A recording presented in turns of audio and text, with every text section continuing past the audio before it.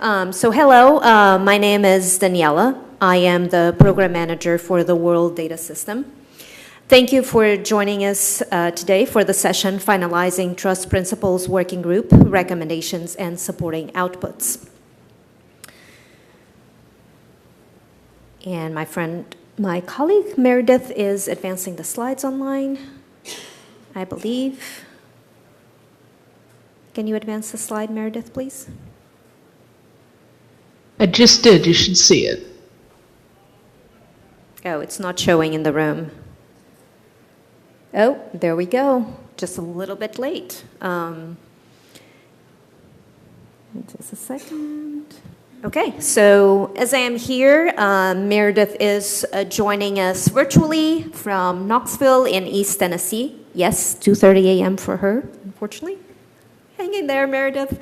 I would like to acknowledge the traditional owners of both locations.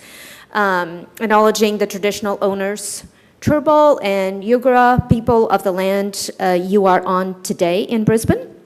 Additionally, I would like to recognize and acknowledge that the state of Tennessee was built upon the ancestral homelands and villages of numerous indigenous peoples. These include the Cherokee Nation, which held the eastern part of the state, and Chickasaw Nation, whose territory encompassed western Tennessee. Other indigenous groups also lived and hunted in this region, including the Choctaw, Muskogee, and Shawnee. In fact, the name Tennessee itself derived from the Cherokee village of Tanasi. All right, so as a reminder, we always welcome new members to the working group and encourage those that are not RDA members to sign up. Additionally, if you are a data repository, you are welcome to catch me after the session to discuss the World Data System support and advocacy of data repositories throughout the world. With that said, please allow me to transition the conversation to Meredith online. I will serve as the moderator to support the discussion going forward, but you will take on from here. Thank you, Meredith. Thank you, Danielle, and thank you everybody for showing today. Confirm that you can hear me and see the slides, Daniela. Yes, all perfect on this. Thank you. I appreciate your attendance today, and I appreciate Daniela more than you can ever imagine. Hello, everybody. I am Meredith Goins. I'm the Executive Director of the World Data System and one of the many co-chairs of the Trust Working Group. The other co-chairs, Dawei Lin and Micky Lindlar, apologize for not being able to attend either in person or online. So I'm grateful for your flexibility as we present from afar. I appreciate you attending this trust session to discuss our outputs and to help us move into the next stretch of this project. After I present some background information of the working group, the introduction, the aims, that sort of thing, go through the review of the survey findings, discuss a little bit of the case studies, and tell you kind of where we're at. I'm going to ask for some audience participation and feedback through the collaborative notes available online. And I created a tiny link. I'm sorry, the QR codes did not happen today. I hope that everybody will go out and take a look at this document at tiny.utk.edu/collab. This is a document where I'd love for you to sign in. I'd love for you to see all the links that I've provided that we'll be walking through today. And then I'd also love for you to add comments and questions at the bottom. But most important, please sign in to make sure that you receive updates and feedback, because there will be many iterative feedback opportunities in the coming months. So those are also rolling notes, and I certainly welcome you to make as many comments as possible on there as you see fit. Now, as individuals connect to this document, please allow me to share how we're going to move forward in this session. I'm afar, so I'm not sitting in there in the room with you. I can't hear you. Except for if you have a microphone, and I can't feel the vibe of the room. I know you're all fantastic people, and Daniela is going to channel that for me. I would kindly request that you raise your hand or acknowledge Daniela so that she can get to you. We have a microphone. I think we have some other help in the room as well. And definitely tell me your name, tell me your organization you're with, And we'll have to repeat questions a little bit so that everybody can hear the conversation, including me. I do recognize that this will likely slow down our conversation. It won't be quite as collaborative as we wish, but I appreciate your patience, and I really think that we can move through this process, both in the written document and also through verbal discussion. So thank you again for being here and being a part of the conversation. I will pause throughout the slides to make sure that I'm giving enough time for people to ask questions and feedback. I have noticed there's a bit of a time delay, so I do want to make sure that we give you that time. And if I need to back up or continue going forward, let's just work together. I hope that works out okay with everybody. So that being said, I'm going to go into the welcome of who we are. I don't know if anybody is new in the room. I could tell you if I was there, and I apologize, I'm not. But our goal is really to see what the clarifying relationships are with the trust principles alongside certification processes, other frameworks, the various other principles out there, and how data repositories visualize these and adopt and use the trust principles.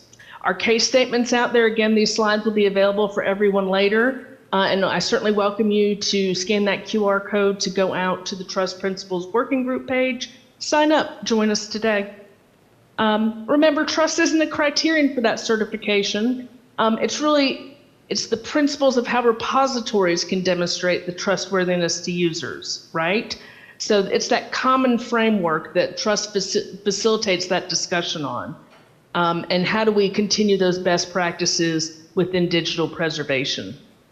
Trust is not domain specific, and it does require further refinement, and that's what we're getting at today to be able to help people learn how to utilize this going forward. So, quick reminder of what trust is: transparency, responsibility, user focus, sustainability, and technology. I think we're all familiar with those, but I think it's important to remind ourselves of what that could mean. At the bottom, I've included the citation. Checked yesterday, 61,000 people have accessed the article mentioned at the bottom of the slide, and 299 citations is seen through Springer Nature. So the word is getting out there. How do we then apply this? Okay, so first things that we did was we're creating information we create a survey to understand how people use, how data repositories use trust principles. We did this through a survey, we did it through use cases and a literature review. But first we'll go over the survey. This was open from September to September 24 through January of this year. And we wanted to understand why aren't people using trust? Why aren't they adopting it? What is the hindrance that they face? What are their challenges in understanding what the trust principles mean? Additionally, we wanted to clarify that relationship between trust and the different principles out there and the certification frameworks. Hence the case study of why we're doing what we're doing. So in this survey, we had 92 people attempt this survey, but only 77 of the responses were used in the analysis. Much of that is due to lack of a completed survey or duplication. We had some that had absolutely no data whatsoever. They started answering 2 questions, so nothing unusual there. So who answered it? Well, we had a pretty good response from various countries all over the world, but what you'll see is that we had a lot of individuals at the very bottom: Colombia, Czech Republic, Finland. 1 individual from each of those countries submitted a response. I don't think that one repository can tell an entire country's story, but it's better than having no representation. So that is one of the weaknesses of this survey. I do need to admit that.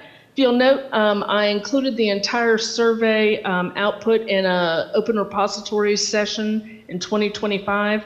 I have summarized some of this here that I'm going to go through quickly, but this is not everything. So just wanted to make you aware of that.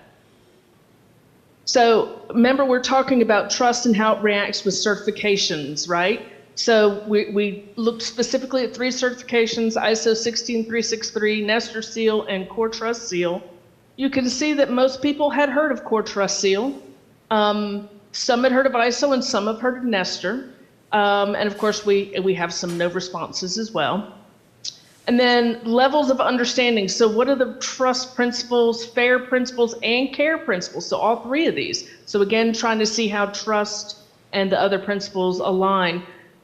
You can see that the light blue is the trust principles, the dark is CARE with FAIR in the middle. If you see this 3rd bar that says, I have used the principle, most folks have used the trust principles by now. So that's something to look at in that finding. So one question we asked was, if you're repository certified, which certification did you use? And one thing you can see is that many had used multiple certifications. But note that 36 mentions of Core Trust Seal out of this. That's a big difference. We also had an intrinsic question. Why did you certify your repository? And what does it do for you? And note this 30 in this very first choice, so it was a 5 ranking choice of 1 through 5. The largest reason was to demonstrate trustworthiness. So people were becoming certified repositories, were certifying their repositories, going through the labor, the questions, the reviews, to show their trustworthiness of their repository.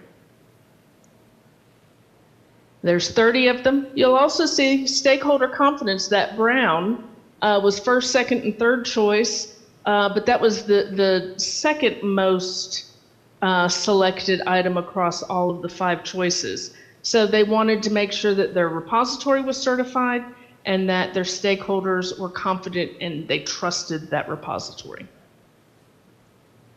So now we're going to talk about intrinsic. So this is the what do individuals, why did they do it, and what is it good for them? So again, we have multiple, you can see that 30 magic number here.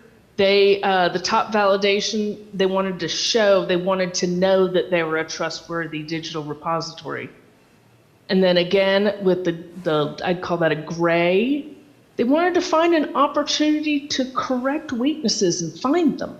That's important. That's a constant goal of anybody that works in a data repository. And then finally, going for the top 3 here, to improve the repository capabilities, to firm up the services and to provide better tools for stakeholders. So those are great reasons overarching why you should do that, right?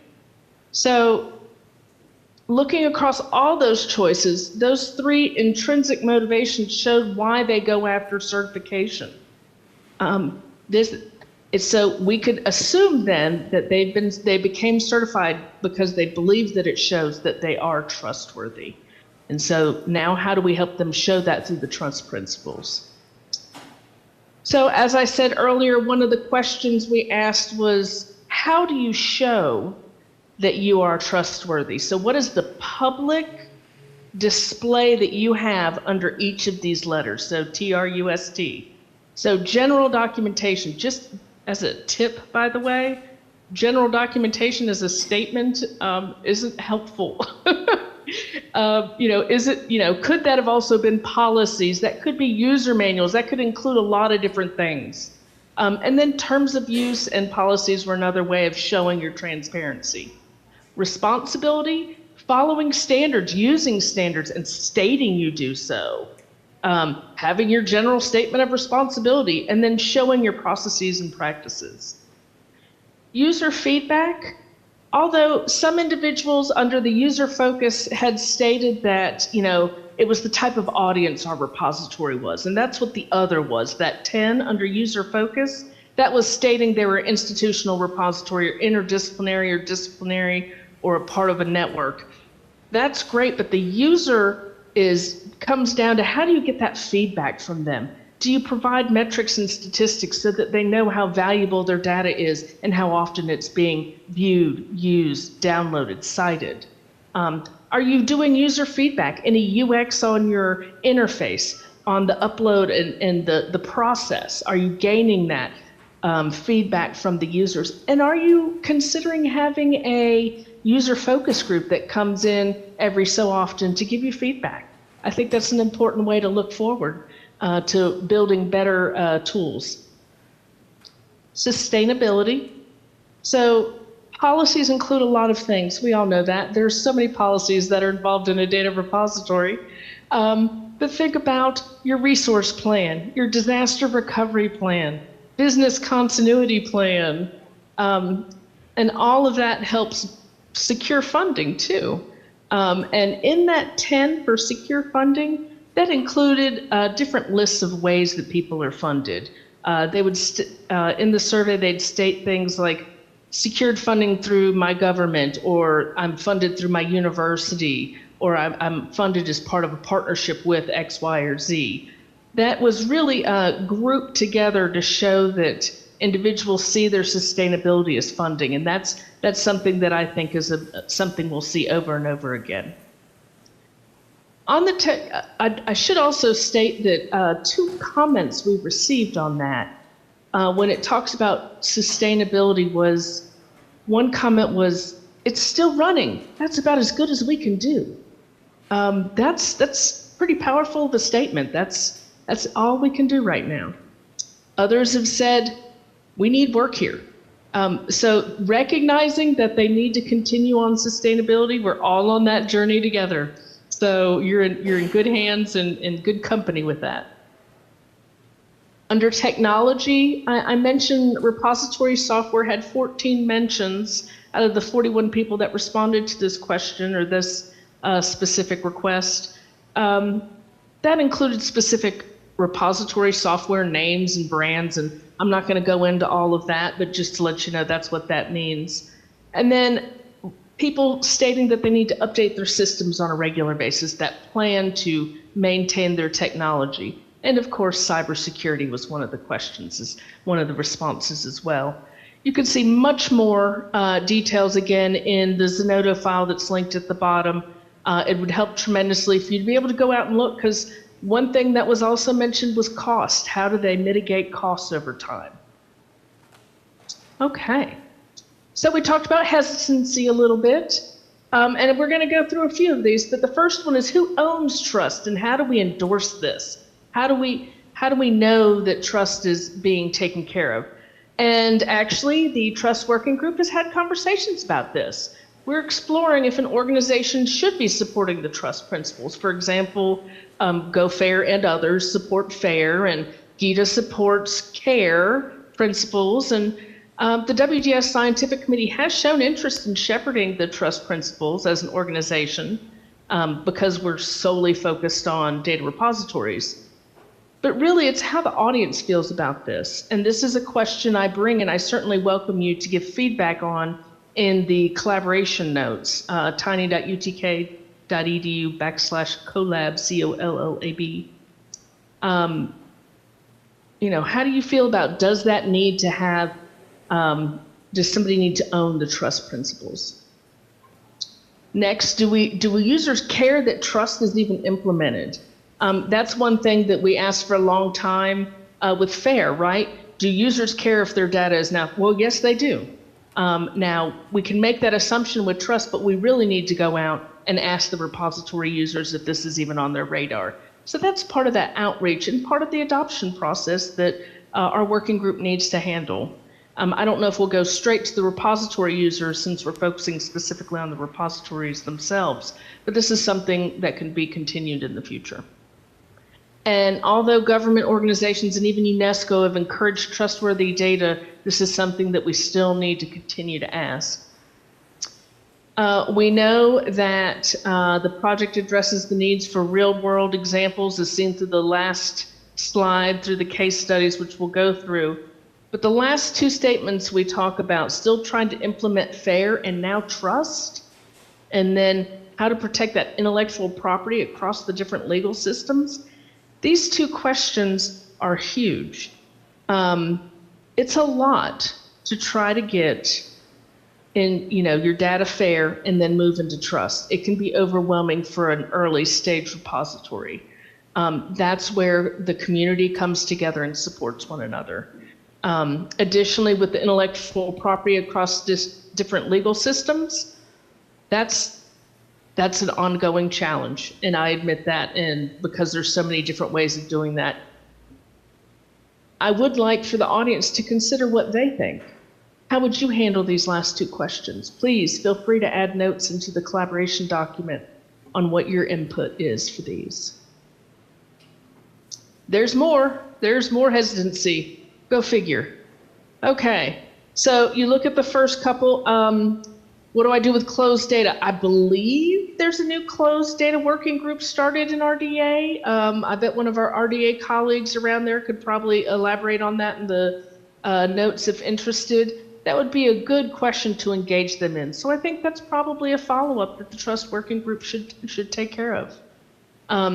What about if we don't offer long-term preservation? Shouldn't storage of any data be in a trustworthy repository, no matter how long it's housed?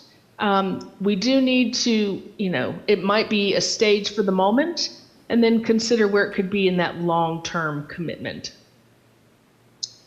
It is true that indigenous data sovereignty isn't explicitly incorporated.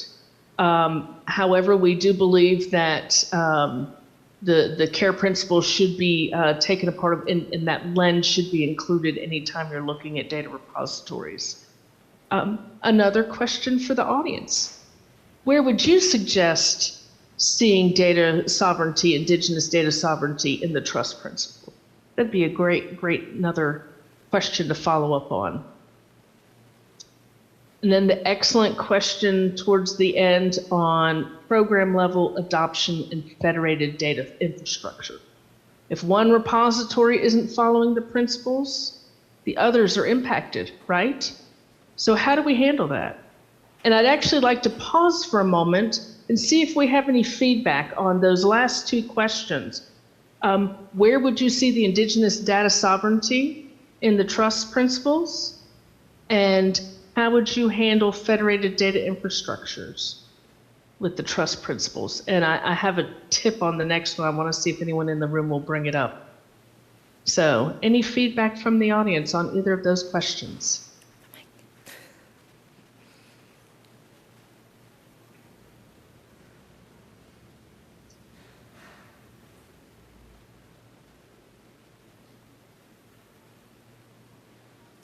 Seeing none CJ so is far. gonna. Oh, CJ, Okay. yes. Hey, CJ, please. Hey, so CJ Woodford from the Digital Research Alliance of Canada. It's excellent to see and hear you, Meredith, and at least through Zoom, if not in person, and also just grateful to see Daniela in person. But maybe talking about the federated data infrastructure question. I think this is a difficult one for a lot of RDA recommendations and outputs because we kind of bring them together with a particular idea of how they might be used or implemented, and it is typically maybe at a project level or at an institutional level or at an organizational level, and in this case, for trust, thinking about individual repositories, which you might think of as an organizational level. We've gotten the same question about the GORC model too, around how do you take something that was intended for a singular organization and apply it to a federation. And I don't have an answer for this, but maybe kind of an opening for more questions and thinking about it is there's not really anything preventing an adopter or a user from applying it to a federated infrastructure. There's going to be less examples of implementations in the real world because there are less federated infrastructures than there are organizations, I think might be a fair thing to say. But it would the implementation of it would then sort of move from the individual infrastructures into whatever governance framework that the federation would have. And that's sort of maybe what I would say is, I'm not sure anything needs to change with trust. It might need to change around the user documentation or how it's talked about in those spaces. Excellent, thank you, CJ. My suggestion would have been in the government's documentation of the federated organization. If you sign into a federation, you have rules and things that you agree upon, because normally Believe it or not, when you do something federated, it means that money is mingling, and there normally has to be rules and guidelines with that, right? So I would imagine through the government's documentation is where we would see that, but the implementation of it is going to be very one-off, if you will. So thank you, CJ. That's an excellent question, and I appreciate seeing you, and thank you for your feedback. Anyone else?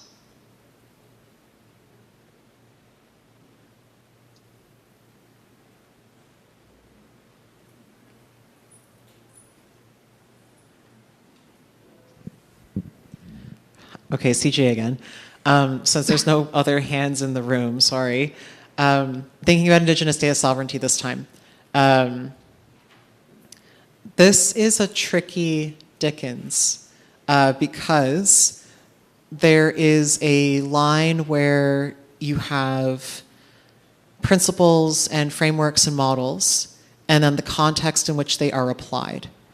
And the context in which they are applied is going to have its own social, economic, cultural, political implications that need to take it into account. And it's impossible for any one set of principles or frameworks to account for all of those different contexts. Again, thinking about the GORC model, it was something that we really had to wrestle with, was how Indigenous data sovereignty and governance fit into that. And it ultimately became a discussion on, well, not all organizations need to account for it, was essentially where it came in. And that was a hard kind of line for me to think about coming from Canada, where Indigenous data sovereignty and governance is part of everything we do. And I imagine similarly for Australians, and then also for the United States of America and various other countries where this is a really key consideration.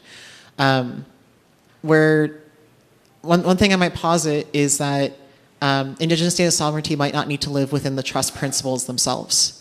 It needs to live with the context in which they are applied, and maybe having the flexibility or encouragement to include some of these harder things to incorporate in the trust principles might be where to go. So not in the principles themselves, but making that application of them more open to Indigenous data sovereignty and governance. Thank you, CJ. Again, I agree. I think that the Indigenous data sovereignty, that lens should be looked at regularly as we walk through our various activities in life, not just the day we touch data, but throughout. So every situation is different, every use case is different, and who am I to tell you that you're doing something correctly if I'm still trying to implement on my side as well? Let's talk about it instead of, if you will, judging others. So I agree that that is one way we could handle it, is, reminding people it's out there to keep that lens as part of their conversation. So we've gone through some of the hesitancy. Is there any other hesitancy that people in the room may have when they think about the trust principles that we haven't discussed yet? These were probably the cost is another thing. Cost is always a statement. We had 4 different people respond that the cost of implementing trust was prohibitive. I can't address that necessarily, but I did want to state that is another item. Anything else?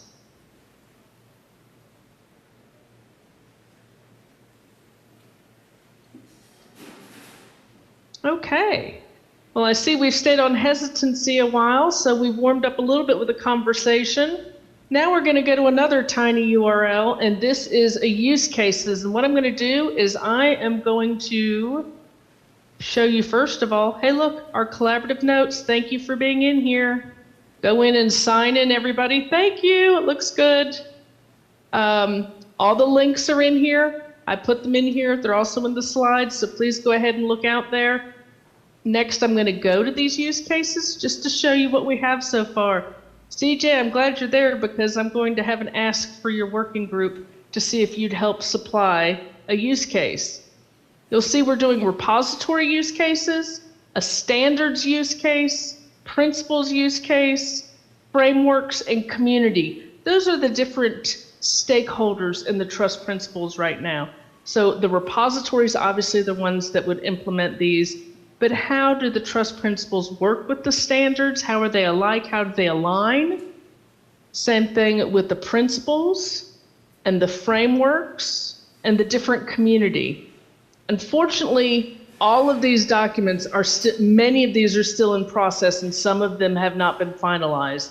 So we have not been able to move quite to the full use case analysis that we'd like to do yet. I also would like to acknowledge that this is not a global representation. We desperately need to have more representation from other countries and use cases. I should, if I remember correctly, include a link to the, no I didn't, but I can, include a link to the template that's out there. You'll also see that we're mapping each of these against the TRUST to see what commonalities happen across the different use cases. And then also looking at the use cases by certifications. So all the way down to ISO, Nestor, and Core Trust Seal. We'll be looking at all those together. We do not have, I have not put everything in here yet as it stands right now because I'm waiting to collect at least half. So please, please consider submitting something to aid us in doing better on that. We do need global representation for this to be internationally recognized. I'm going to jump back. Unless there's any questions, I certainly welcome feedback on this process and the 3 tabs. I know I went quickly, but I see many of you in here. I'm going to walk through some of these, and then we can certainly come back towards the end of the meeting and discuss further.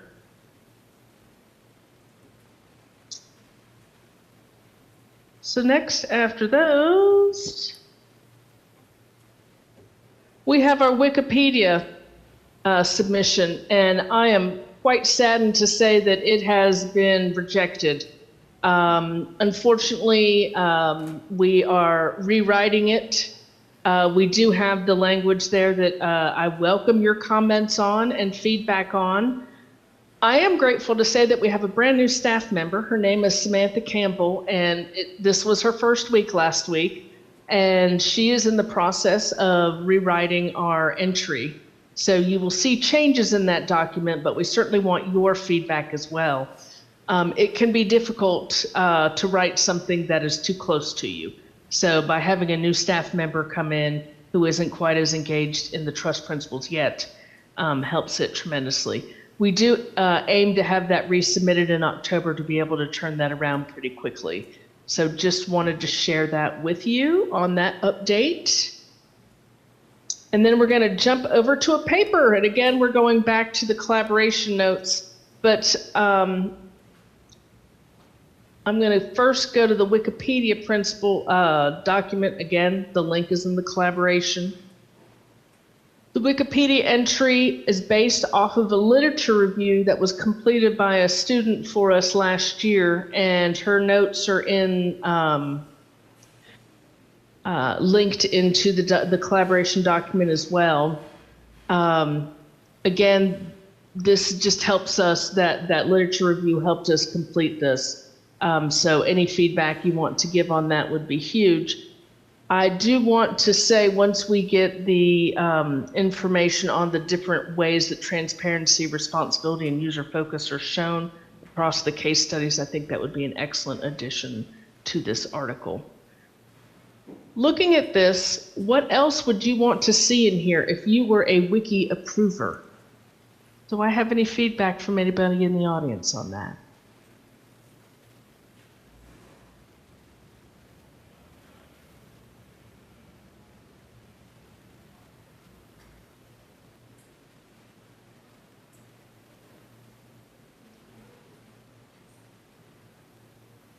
One thing that we are going to include, and I'd like to thank our friends at EOSC, Eden.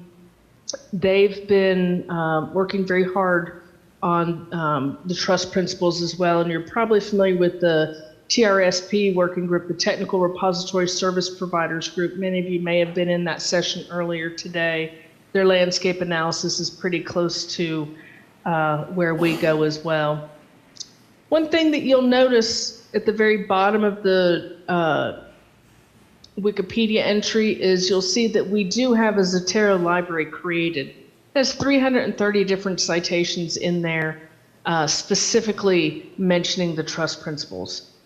We did an analysis of the different publications. Medical field tends to be the largest area that uses these the most, the trust principles, or at least mentions them. And they're published in the medical type journals. So we have some of that information out there as well. So I certainly welcome you. That is an open library, and WGS is committed to maintaining that repository of citations so that others can benefit from it in the future. So that is an outstanding task that we have. So now I'm going to jump over, if there's no further questions on that, I'm going to jump over to our final document that many of you are in, so thank you for that. This is a work in progress. This is the beginning of our white paper. You'll see that we have, Dawei and I have started on this, and I want to thank many of our colleagues in the working group who have also contributed to this. It's important that we continue working on it. We do have some places that I have to verify links, that sort of thing. That's what some of the yellow is. I have some articles in here that have been started by others that I need to find the text from an email and put in here. We're at the final stages of putting that together. But one point I really wanted to ask everybody in the room, and I'm certain almost everybody in the room will have a pain point. What is your common repository pain point? And how do you want me to show the certification criteria and the common repository pain points? It's hard to measure that because is my pain point yours? So does anybody in the audience have any pain points they'd like to share? What keeps you up at night, or what's your most frustrating part of your work when it comes to a data repository?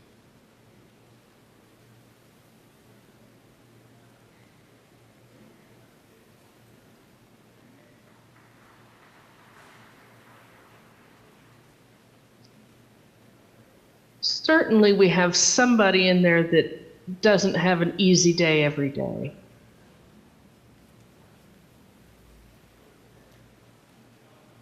Is it file type?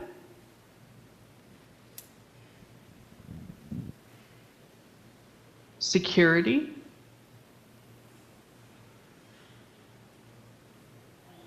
Hiring and firing, or excuse me, finding and hiring staff. I am so sorry, pardon me. Finding and hiring staff can be part of it.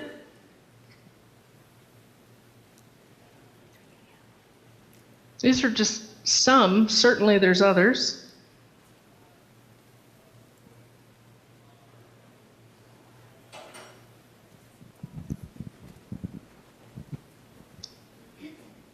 Someone has to say something. Natalia Atkins from the Australian Ocean Data Network. I suppose I'm going to go from my hat. It's basically time pressures from people wanting to submit data, so not giving the repository enough time to do what they need to do to document and put that in their repository in a good way. So the data isn't of a good standard and things like that.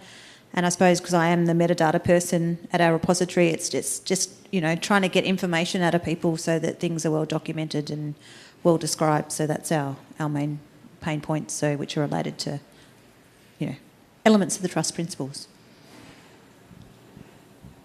Thank you so much. I agree. That is, there's actually working groups that look on how that works in the publication cycle as well, right? Everybody wants their DOI to submit, but they don't want to follow up with the other things that are required to really truly store that data for the long term. So I agree. The user interface, or working with the user, is not always the easiest thing, is it? So, anybody else?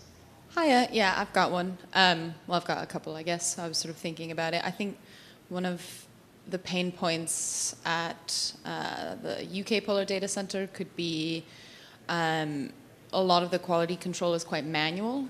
When people do submit data sets, there's a lot of pressure on the data managers to do a lot of sort of hand-holding to get the data in a format that's acceptable, which, I mean, every year more and more people are submitting, which is great, but the staff isn't increasing at the same rate, so I think that makes it difficult. But then you still have certain players that don't want to comply, which would be the other, I think, pain point of trying to convince people not to just use something that's quick and easy, like Zenodo, without actually preparing their data under certain principles. And I think that's something that is still a work in progress. But yeah. Excellent. Thank you for that. This is a good conversation. Do we have anybody else in the room? We do. Yes. Hello, James Ayler from the British Oceanographic Data Centre. I think you've hit on the hesitancy. You have the FAIR, I think, and that aligns with sort of the technology as well, where you're having to improve the technology to meet FAIR, and that's often a pain point of you're trying to get the information, but also trying to improve it to meet new targets and new places that you want to go, and that leads back to sort of automation of processes as well, and making that quicker and easier and efficient. Thank you. Excellent addition. I agree. I think the challenge is that we're evolving, and we're evolving rapidly. And data repositories are regularly trying to maintain, but also excel, go forward. And the speed is tremendous. So it's constant flexibility and constant adaptation. And so that means training from the staff and training from users and training the sponsors on why they need to pay for all of that, right? So it is a constant battle, but it's well worth it. We do better when we save our data and we store it for the long term. So thank you so much for that. I agree. Any other feedback in the room? Yes, we have one more. Excellent.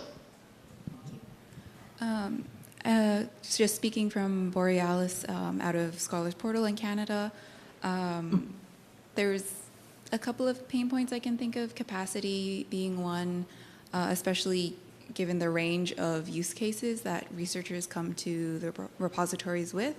And one of those increasingly is also what to do with sensitive data and how to handle that. And then in my position from digital preservation point of view, capacity to do preservation, understanding what digital preservation is and how to apply that to the research data context, and then staff having the time to actually do that work is another pain point. So similar to what someone else was saying about implementing FAIR is already taking up a lot of time, and sort of communicating with researchers about it and RDM practices. How do you then layer on things for long term when the short term is already sort of filling up all the airtime? Oh yes, it's a nasty balance that we have to strike, and we always feel like we have to do one or the other, but we really need to do both regularly all the time, right? I really appreciate you bringing up the sensitive data. It's not just PII and privacy, but it's also closed data, and that is a discussion that I believe another working group is going to address. So everything is connected, isn't it? We're all one big network. Anybody else? Okay, so I'm going to add these in, but if you think of other common pain points that you would like to add in here, I certainly welcome you to bullet them in here, or if you have further things that you'd like to add, put your email address in there. We'd be happy to reach back out to you and say, let's have a conversation about this. Moving on, I talked a little bit about the literature citations in there, and we talked about the outreach that we've done and some that's coming forward. We will be doing some outreach with the TRSP in December. So there is a webinar that we'll be hosting through RDA to discuss the likes and how we can work together, because they're looking more at the service providers, you know, instead of just the specific data repositories. Next, we go through our use case compendiums, and this is a written version of the summary and then the recommendations from each of the case studies that we've been collecting. So these are going through, you saw the Excel sheet which we're documenting that, but we have in here just an example of the summary and the recommendations. Still more to add in. So this is definitely a work in progress. I'd like to thank our colleagues from across the world, Amanda in Canada, Micky in Germany, Dawei in the United States, and many, many others. Olivier, I believe you're in the room, that I know you've been contributing as well, so thank you. We have recordings of all these as well, so we're going through and putting these in, and I want to thank our recent additions for case studies and our colleague Charlotte in Germany who helped collect these. And again, we're going to go through the communities and all this.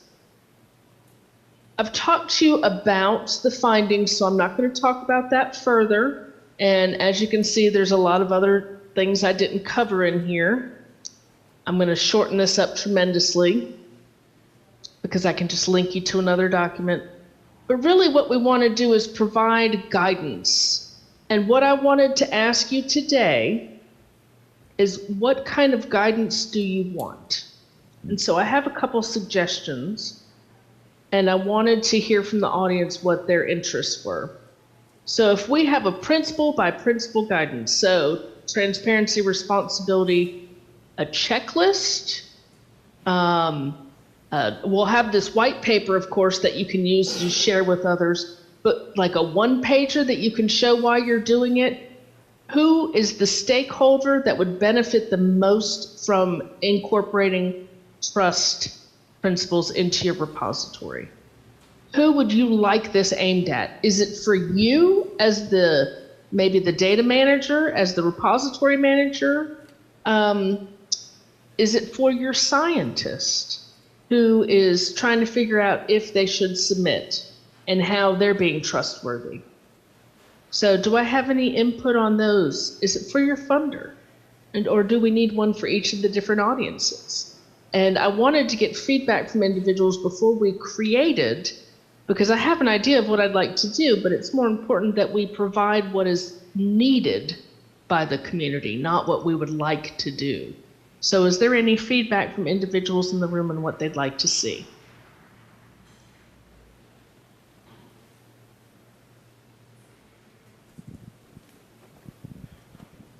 Yes, we have some feedback. Thank you. James Ada from British Oceanographic Data Centre again. From my perspective, if you take FAIR, you have different people have different flavours of it, and it's sort of a guidance as to what is expected. No one ever actually tells you what it is, and then you have some people now developing, validation. So I think it is that flavour of what that, that further clarification of what the different, the TRUST actually are, and it's that guidance to sort of check yourself, almost a checklist of yourself but actually what it actually means, because FAIR never actually really explicitly set. It's a sort of guidance of these are things, and then go FAIR, or there are various flavours out there as to what that actually means, and breaking it down further. So I think that sort of guidance helps, and you can then sort of build upon that. Okay, thank you. I appreciate that feedback. That clarity of what trust means definitely is something that's needed. It's much more than an acronym, isn't it? And I would say the same is true for FAIR, and the same is true for CARE as well.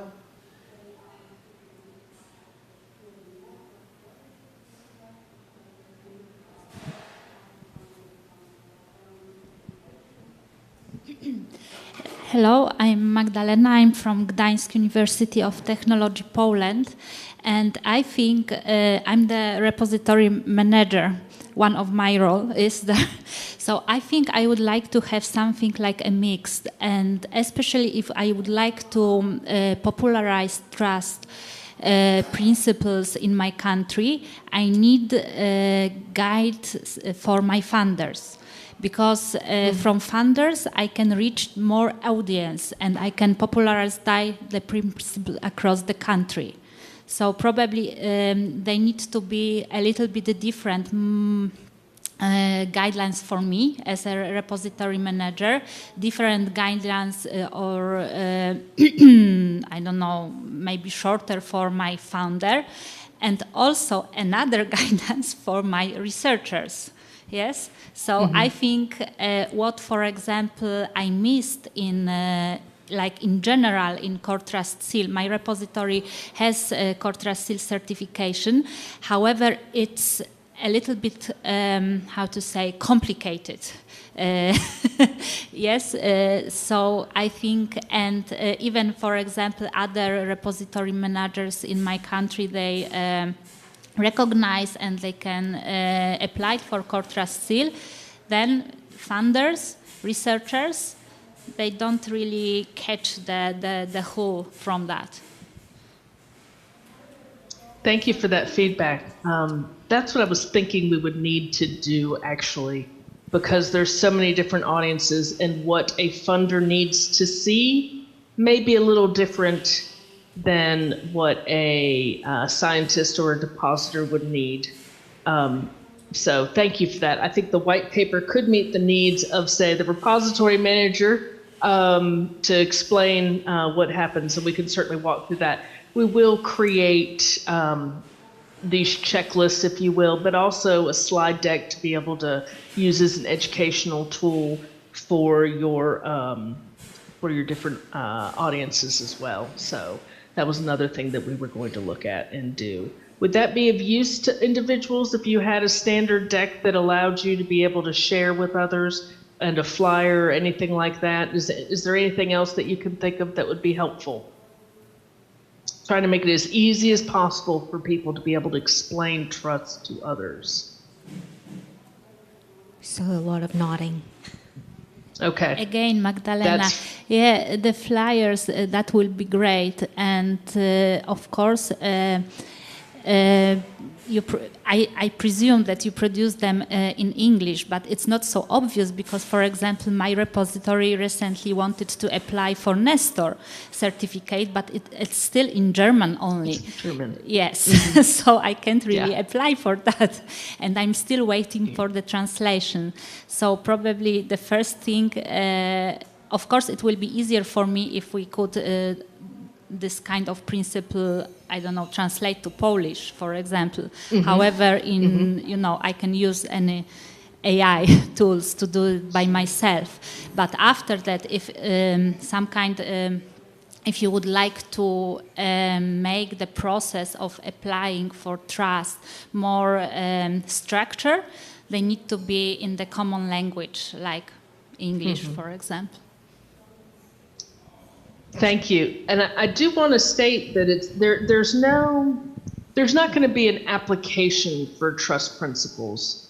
I think it's a principle. It's not a certification. It's not a sign here and say you've done it. Even though that's helpful to say that you recognize it and sign on, RDA does have a page where they're collecting different individuals that support the trust principles.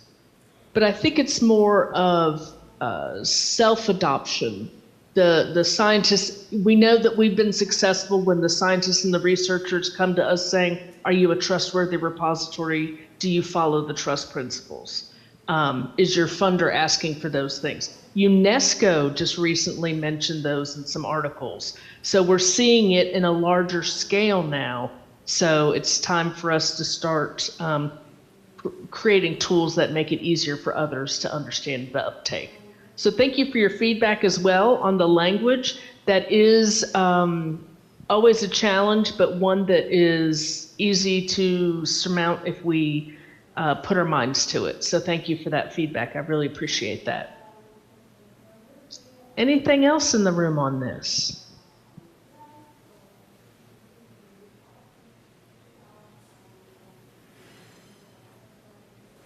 Okay. Next on the screen, if you're really interested and have a bunch of free time in your life, you're welcome to see everything that we've presented since 2022. There are a few items that we don't have in here. I'm waiting on citations. Dawei did a presentation just last month, and I apologize, I don't have that in here. But it starts from oldest to current, so please take a look at what we have. If somebody is interested in presenting on behalf of trust or incorporating trust into a working session in their network or within their university or whatnot, please reach out to us. This is part of what we do, and we'd be happy to support you in the conversation. So let us know how we can support you there. We're going to look at our social media as well as a planned webinar, and I apologize that I didn't include that in here. This is where the resource toolkit comes in, the slide deck, the one pager, FAQ, that kind of thing. Videos will also be included as well. Those are going to be later. They won't be first. We want to test the other items, make sure that they're worthwhile, and then others can move forward. We certainly welcome other partnerships as well. Eden's worked well, other RDA interest groups, and different feedback mechanisms. Your voice helps us create better tools for you. So I, again, welcome you to have feedback on that or in our collaborative notes here. Thank you so much for all of this. I appreciate the feedback there. You're welcome to use any of these links to continue reviewing the information. And you will see, if you provided your email or you're a part of the Trust Working Group on through RDA's website, we will be sending out iterations to individuals to review via email. And we always love your feedback. So I certainly welcome you to do it either in person, in an email, through coming to a Trust Working Group meeting, you name it. There's ways that we can communicate to do better for everybody. Let me move back to slideshow, and then we're going to talk about next steps, and we're wrapping up a little bit early, but I want to tell you what's happening. The first thing I'll do is I will evaluate our collaborative notes and start working those into a document to be able to share at our next working group meeting before I submit them back to RDA. I don't know if many of you know that in the RDA plenaries, the chairs end up having to go back, look at the notes, make sure that they're ready and can summarize the event. We'll discuss that at our October 16th Trust Working Group meeting. Please sign up and attend if you're interested. You're always welcome to reach out to me or look at the working group on the website. We're also going to take the comments you've given us today and finish feedback into the working documents that you saw. So what you saw today will be very different tomorrow and even different the next day as well. That's November and December. There will be emails going out asking for feedback. Same thing, we're basically going to, there's two ways we can do it, either a Google document out there as we've released here, or we'll have some that are PDFs. It depends on how heavy the graphics are on the flyer. I specifically think that will be a PDF because it'll be too difficult to comment on otherwise. We'll continue to work and gather feedback. And then on that December 4th, please join us for that joint webinar. I think that'll be important, and I'm certain RDA will do a great job of sharing information on that. We hope to be able to submit our report. We were hoping to do it in December. I think we're going to have to push to January, mostly because there's holidays, and people tend to not be able to respond during those times. So those are our next steps. Are there any questions on those? Normally, there aren't, just when we elaborate on what there is next. And then reach out to us. Reach out to me anytime. I'll be online. I'm actually working this week 7 p.m. to 4 a.m., so I welcome you to reach out to me while you're at IDW or my colleague Daniela. Likewise, I welcome you to join the working group. Tell us how we can support you and what other needs you have, and how we can do better. Just once we complete these deliverables, there's certainly other things that we can accomplish as well. So with that being said, I want to thank the audience, and I want to thank Daniela for all of her support. I'm going to leave this time now for any general comments or questions on the trust principles. So I turn the floor over to the audience for anything else.